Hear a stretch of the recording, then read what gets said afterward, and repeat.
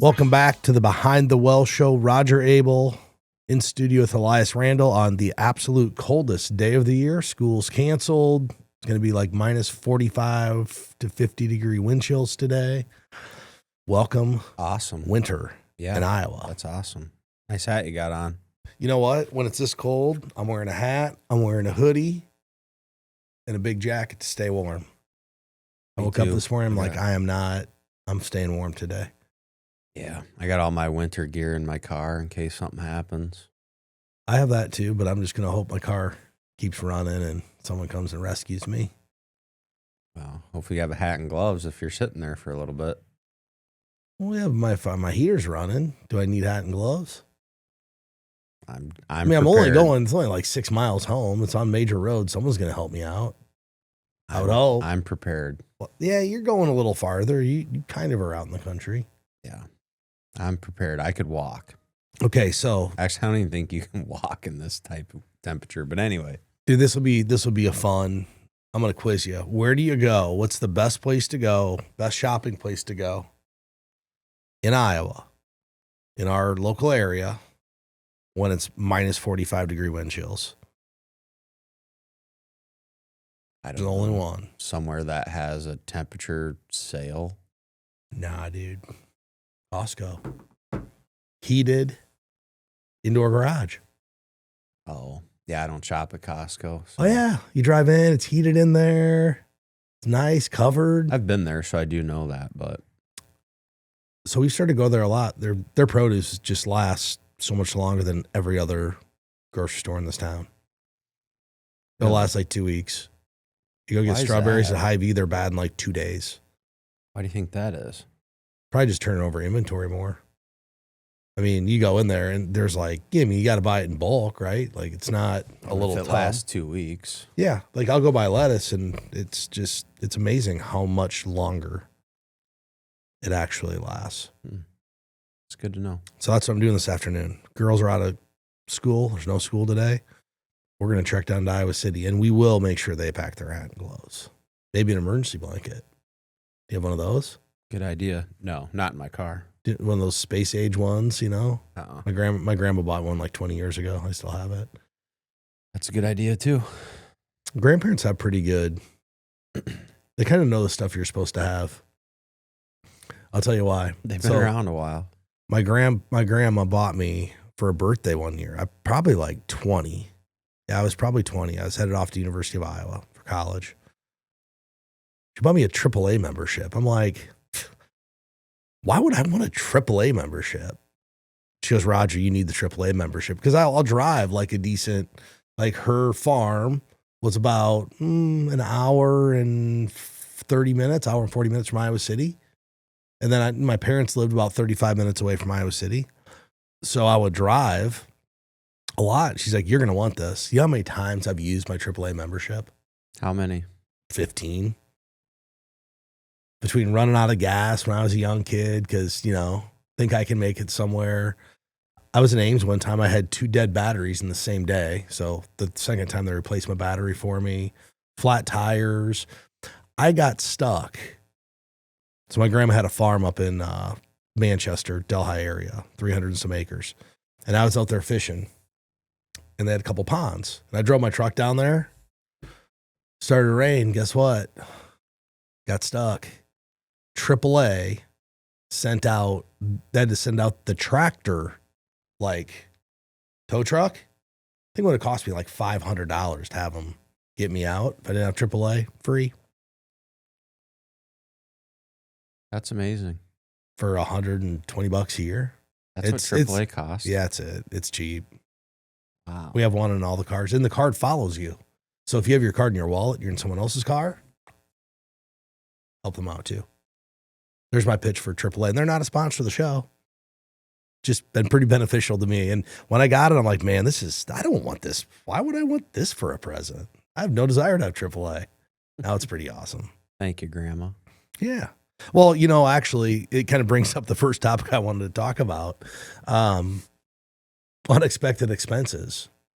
Right? I manage those in that way, but there's a research report out that shows that retirees should expect to spend around 10% of their income on unexpected expenses.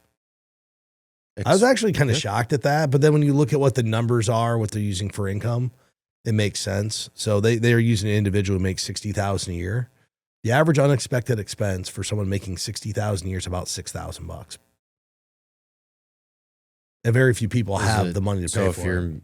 If your income's $200,000 a year, is it 20? So 10%'s a pretty good general rule of thumb number that gets you pretty close. Yeah.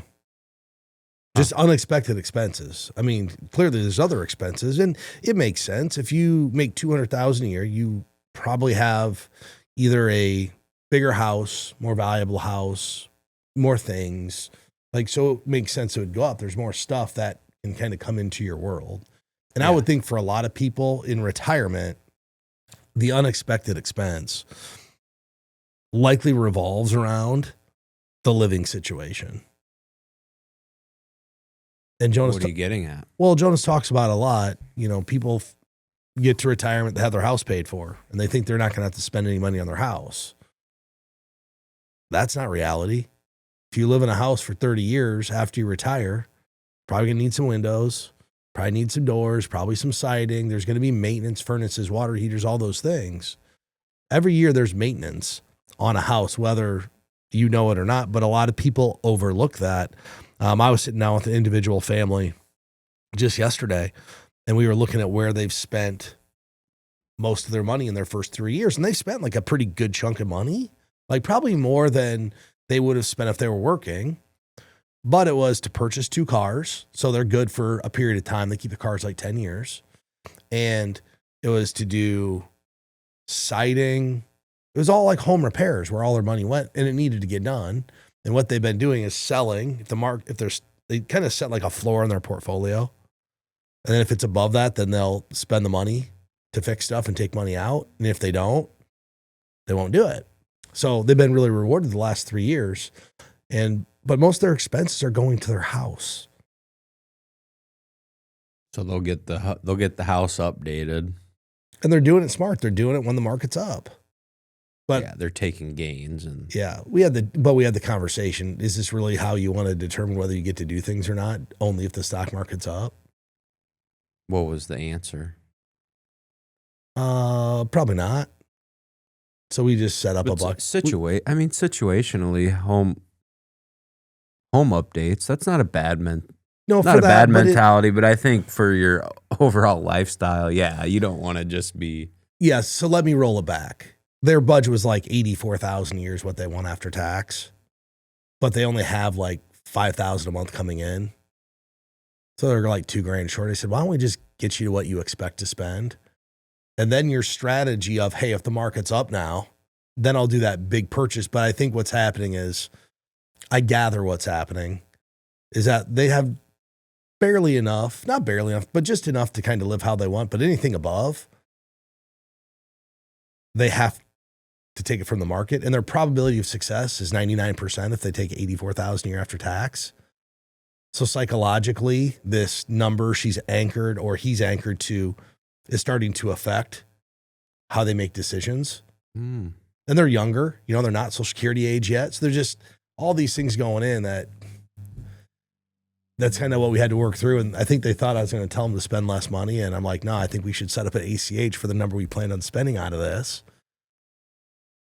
just so that you're not always tied to this number. It was a really fun meeting. I enjoyed the meeting, and there was a lot of strategy involved. And I think they got the opposite answer. They thought they were going to get to talk. Good job, coach. Coaching them up. Good job. I had a couple of those yesterday. They were fun. What, teaching and coaching and yeah, kind of. I had 3 of them. Yeah, it wasn't. It was like I had to really think. Like it wasn't just cut and dry. Like one of them, I told him, I'm like, I need to think over the weekend what we need to do. I need some time to stew over this idea and think about how I would do it. Think about you. Think about how I should tell you should do it. Yeah. And it actually was an insurance deal. They'd purchased long-term care. And I know I'm deviating from whatever we're going to talk about, but kind of goes to the psychology of things. They purchased a long-term care contract 16 years ago. Okay. Premiums were, and they bought them when they were like in their 30s because his dad got dementia at like 52 or something. So they were really concerned about it. So they bought it, and the premiums were like $58 a month. Well, now they're $300 each. Wow. Okay. Which I looked at the contract and it has this giant lifetime benefit. I'm like, whoa, like that's really good. But then I started peeling back the onion, and only $150 a day. It's a 10-year deal. So they're paying to protect the most unlikely scenario. But it really, even today, would only cover like half their care. But then if you go price it against anything they could take on the open market, outside of just traditional long-term care, like they want to utilize a hybrid because they don't want to just put money in and run the risk of not getting it back. Right. And I'm like, I have to think about it for a weekend. I said, I can't. Usually I can figure it out. Like, this is exactly what I would do. I'm like, the policy you have is good. Does it accomplish your goals? Maybe. But what are your goals? So, and goals change. And I think they're more worried about, well, it's, $600 a month now.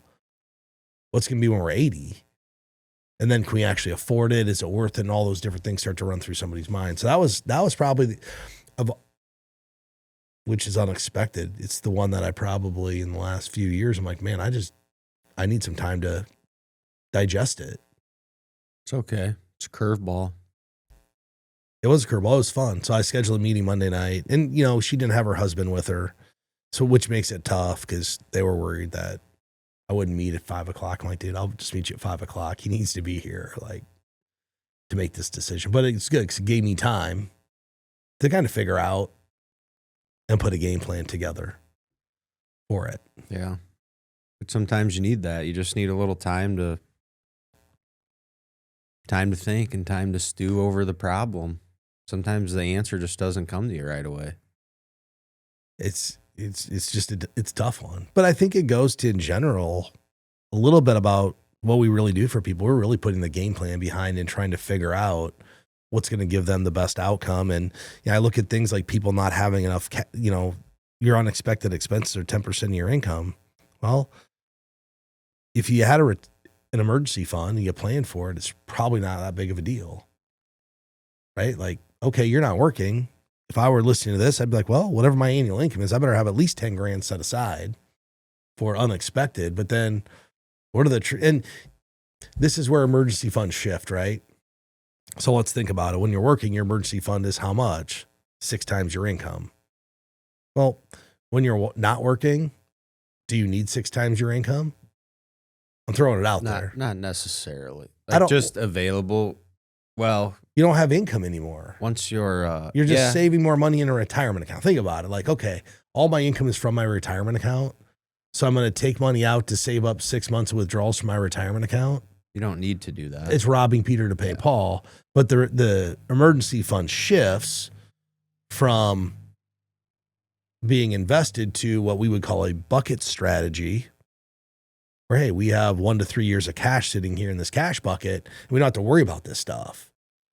But that's just the planning that can be done, and most people just vastly overlook it if you don't have an advisor. Simple way to think of it. Once you're 59 and a half, really, it doesn't matter where your money is. Once you're beyond the age of the extra penalties for withdrawals, you have everything's your emergency fund. So whether it's in the bank or you just keep it in your IRA until you need it, it's not really that where you have it isn't that as important as having it. I know some people a lot of people, they just like having a certain amount of cash available in their checking or savings account. So it's a good question to ask people when they bring a statement in. How much cash do you keep? Yeah. Yeah, I ask them. Well, what I ask them is, how do you feel about this level of cash? Like, do you sleep well with this? What's the number where you're like, man, I wish I just had a little more in the bank? I had one of those conversations yesterday. I work with another financial advisor, and he's a physician, high wage earner, and they're keeping, to most people, what would be considered pretty. I don't want to say it. a pretty reasonable amount of money in cash, but it was like 1 month of income. I'm like, so you're happy with that as your emergency fund? Well, the other guy told us, hey, you need to be a little bit more aggressive. You probably need to make some interest on this. I'm like, they go, why would he tell us that? I said, well, to him, that probably is a lot of money. Probably. I is. said, to you, it's not. They said, how much do you need? How much do we have? I'm like, you probably need at least 120 grand, 150,000 in cash. Like, they're like, really? I said, yeah. Yeah, and you don't have to, like, not every financial piece in your life has to be optimally earning interest. It's like you do need money for an emergency fund. You might not get the most growth on it. It's not for growth. Optimal interest is so overrated for most people. Well, yeah, and it's never enough to change anyone's life. No, I mean, yeah, if you stay in cash for your whole career, you made a huge mistake. But you having 3 to 6 months of your income in an emergency fund, most of the time is not going to be a mistake. Something's going to come up where you're going to need that. Yeah. I think that might be the adult thing to do. Having an emergency fund. I mean, that's the adult thing to do. Just all the things that come up. And guess what? If your emergency fund gets too big or you feel comfortable because you have a brokerage account over here you've been socking money into, and you're like, you know what? I got all this money over here too that I could get. Okay. Like, take it out of the savings account and put it into low risk bond fund or something. Like, there's things to do with it. The second thing I want to talk about today, because it has really been the focal point of a lot of media this year, at least even late 2025, was just how are we going to fix housing affordability? And I feel like the government's been trying to pull all of these different levers to do it. And truth be told, is it working? Maybe a little. I know mortgage rates tick down into the 5s. We haven't seen the 5s for a long time. In fact, I went to one of the local lenders here and looked at their rates just so I could get a feel for what's happening. Not shopping for mortgage, but I like to know what's happening.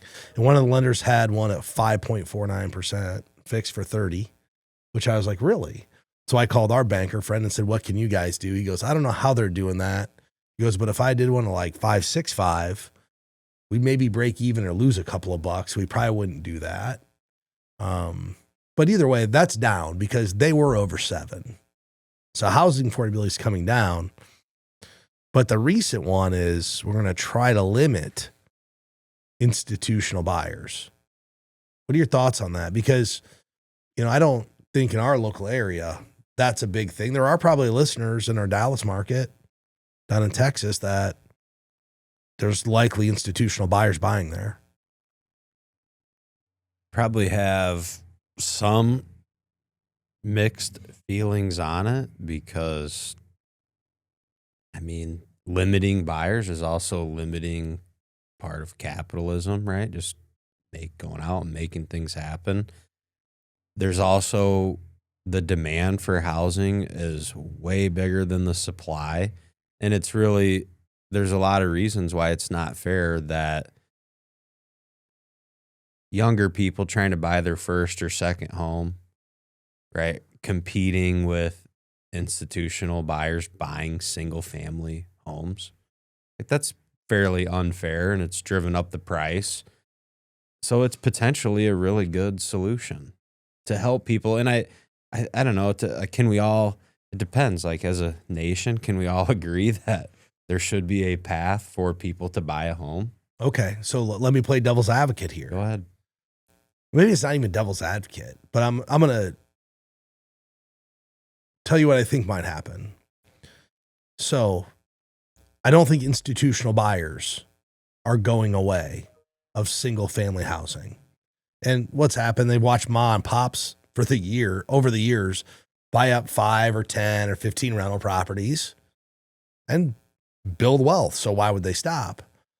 But here's what I don't think they can stop them from doing. Investing in new construction. So think if we have this slice of capital that is being allocated towards buying existing single family housing. But now we say, okay, wait, you're an institutional buyer. You can't do that. They're going to deploy the capital somewhere else. So now they go get and slide into new construction.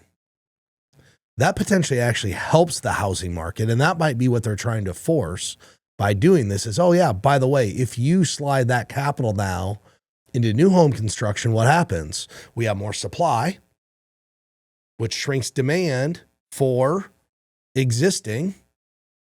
So that might actually be part of what's happening. And I could see that playing out. I'm with you. I'm not a huge proponent of the government stepping in and saying, hey, this is what you can and can't buy. But I think the other thing to do is just kind of look at the data. So 30% of single family homes purchased in 2025 were made by investors. Okay. So 30% of the housing market was made by investors. That includes mom, pop, small REITs, institutional buyers, everything in between. Could be you. If you bought a rental VRBO, you're considered an investor. Right. Okay. The data shows us that close to 80% of those purchases were made by mom and pop investors. 80% of the 30. 80% of the 30. Not large institutions. So if you actually look across the landscape in terms of existing home ownership, large institutional investors only represent 2 to 3% of the overall market. And when you start to look at where are they at, they're not here in Cedar Rapids, Iowa, right? There's not enough meat on the bone for them to go hire property managers and do that. They're in Phoenix, Dallas, Atlanta, Charlotte, large metros where they can go hire a property manager to manage a few hundred properties. So it's isolated where they're really ramping up the cost of these homes. So I don't know if this is going to do a lot for home affordability or not. The one thing I could potentially see though is, hey, great, now we're going to venture more into this new build to help with it. So that's one thing they're trying to do is limit institutional buyers. There's two other things we've seen, well, really three. They want to buy mortgage-backed securities to try to drive down the price of mortgage, which hasn't moved the 10-year, but once they announced the repurchase of mortgage-backed securities, the interest rate market did come down for mortgage loans. Okay, it didn't move the 10-year, but mortgage loans did come down slightly. They want to introduce a 50-year mortgage. What do you think about a 50-year mortgage? And I'll tell you what I think and go from there. But what are your thoughts on the 50-year mortgage to make housing affordable? I honestly, I kind of go back and forth on it. It will make the monthly payment more affordable. Barely. It's barely. It's really barely adding 20 years. Yeah, let's do, because the 30-year loan already is front loaded. Let's just run two scenarios and I'm going to keep it easy. We're going to do $500,000 house. So $500,000 mortgage, $500,000. Yeah. $500,000 at let's just do 6. 5.5 at 6. So it's $2,997 on a 30-year. $2,997. Same interest rate. We're assuming the same interest rate. It likely won't be. $2,632. That's $300. Let's call it 10% less. Do you think it'll be a lower no, it'll probably be a higher interest rate, wouldn't it? I think it'll be a higher interest rate. Yeah, so that's hard to get that to work out. So the 50-year mortgage, I don't think that's here's what I don't. I'll just say what I don't like about it. What I don't like is with 30-year mortgages, we already have majority of people never paying off their home. Here's what they should do. Just make it interest only. On a 60-month mortgage, a 50-year mortgage, the first month you pay $26, your payment is $2,632. $2,500 of it is interest. $2,500. So why not just do interest only? Towards the principal. Yeah, and they're going to charge more. They're going to charge a bigger rate. I don't think anybody out there that's buying a $500,000 house, $300 a month is the difference between affordability and not being affordable. I agree with that. I don't think that moves the needle. No. At all. And then the last thing they're trying to put in there, which I don't know how to feel about this. I think it's a disaster for retirement, but they want to allow buyers to get into their 401k piggy bank, not in the form of a loan, but a withdrawal, to be able to go buy or put the down payment on a house.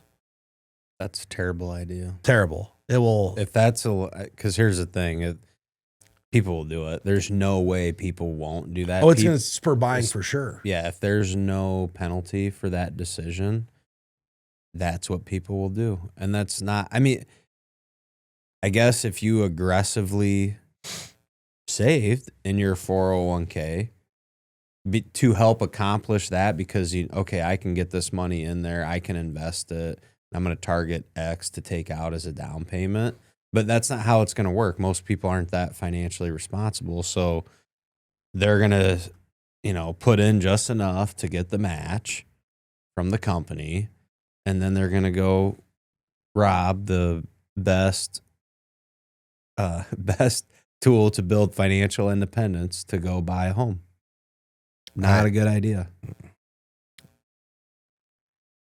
401k loans aren't a good idea. Let alone it's great for the real estate market and developers. It's great for all of them. Which that will stimulate the economy. Oh yeah. If you think about our economy, it really does revolve around housing. Like a lot of the economy revolves around housing. And that probably let's just all work forever. That's what we're getting to. So let me tell you I don't know what the rules are going to be. Like, I don't know what the rules are going to be, but they are trying to change the tax code and the ERISA rules to allow this. What if they, and clearly this is just me spitballing with you, this has not been proposed. What if they allowed the withdrawal tax-free? Said, hey, we really have to get people into housing. We got to get it moving. We got to get people willing to sell their house because we're giving them incentive. They have enough money to buy it, get a down payment for the next one. What if they said, hey, you could take up to X amount percentage of the purchase price of this house tax-free from that 401k? What if they waived it? People would do it. Would you think it was a good idea then? It's a trick question, dude. Here's the situation where I would think it was a good idea when someone intentionally did that. Like if that was allowed and you factored it into your overall planning goals, yes, that's a smart move. That's a smart way to do it because, right, can you save up 20% for down payment in a savings account? You can. Can you do it in a brokerage account? You can. You're going to pay capital gains tax when you sell. And the 401k with where the limits are now at over $20,000 a year, but you would have to like really set out that, okay, of my 20 some thousand that I can max. In my mind, it's 15s for retirement annually and the other and 7 is for this. It would take more thought than, I can do it. So I'm just going to do it. I can see how it could be a good idea though. Yeah. But it's not a good idea by winging it. It would only be a good idea if it was done in a way that made sense. I'm just spitballing. That has not been proposed, but I don't see that out of the realm because it would loosen it up. Like because people would use it. They'd use it just a way to get the funds out of their 401k and tax free, right? Would you do it? Would you do it? I mean, throwing out there. Okay, let's just say you're 58. Well, what if you got to go turn around and sell that house a year later and you didn't have to reinvest the proceeds? Oh, okay. Today, no, but is there a scenario where I would? Yeah, for sure. Yeah. Oh, there has to be a scenario where I would look at that and go, well, if I can take it out tax-free to go buy another asset, I'll go buy. Yeah, there's all kinds of situations where, it makes sense. I would do it. I just like to play through the fun scenario. I don't think that'll happen. I would not risk. Here's what I wouldn't do. I wouldn't personally risk being financially independent to go buy a house. Yeah, I think that if they did that, that would get things absolutely moving, but there would have to be some big stipulations. How much can you do? Because otherwise people are just going to go hog wild, just get it out without paying tax. You're talking about people have $1 million, $2, $3 million of tax deferred liability. We'll be starting a real estate company and getting licensed to sell real estate. Dude, I'm with you. I'm with you.